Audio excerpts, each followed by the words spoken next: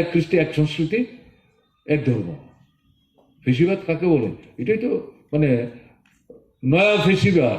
গণতন্ত্রের কথা মুখে বলবো, কিছু কিছু প্র্যাকটিস করব, আসলে গণতন্ত্রের যে মূল স্বাদটা, মূল যে শ্বাসটা, এটাকে সবটাকে সংহার করে নিয়ে যাব। এবং এটা মূলত একটা নির্দিষ্ট শ্রেণীর স্বার্থকে রক্ষা করা। আমাদের দেশের মধ্যে সেটা কি বিগ বুর্জোয়াজি, ধনীদের মধ্যেও যারা সবচেয়ে বড় ধনী, তার সঙ্গে যারা ছোট ধনীরা আছেন, যারা বড় ধনীদের পর্যায়ে যেতে চান, এখন তারা প্রায় একটা জায়গায় চলছেন।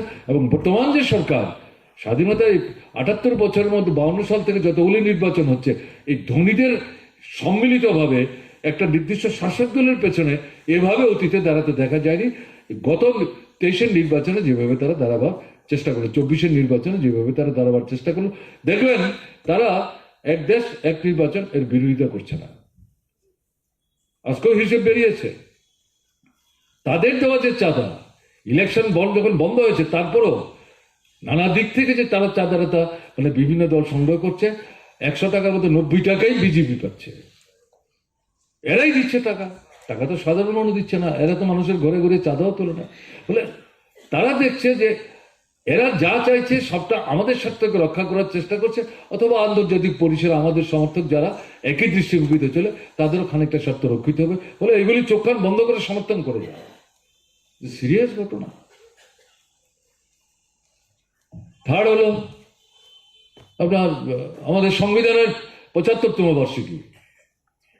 আগে তো এটার বুকে পিঠে ছুরি চালাবার চেষ্টা করছে, এখন তার ৭৫তম বার্ষিকীর নাম করে আলোচনা শুরু হলো।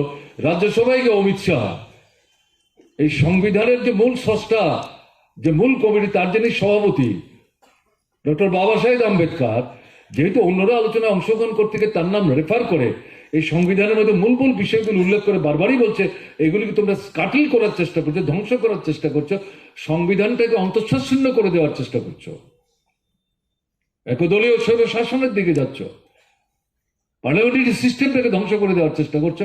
খেপে লাল হয়ে সেখানে ডক্টর বাবা সাহেব আম্বেদকরের বিরুদ্ধে কুৎসিত ভাবনা নিয়ে সেখানে মানে মুখ ভেঙছে পার্লামেন্টের মধ্যে কথা বলার চেষ্টা করলেন। আসলটা কি? তারা তো এই সংবিধানের বিরুদ্ধে।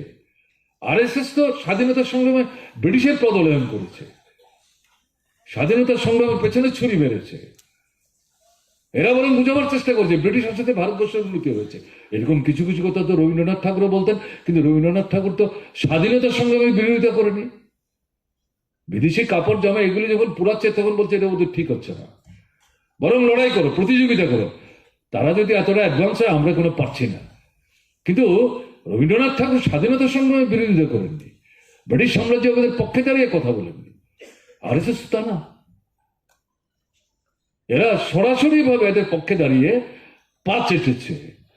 তারপরেও যখন কনস্টিটিউশন অ্যাসেম্বলি তৈরি হলো, সংবিধান তৈরি করার জন্য ২৬০-৭০ জনের মধ্যে এদেরও প্রতিনিধি ছিল, এদের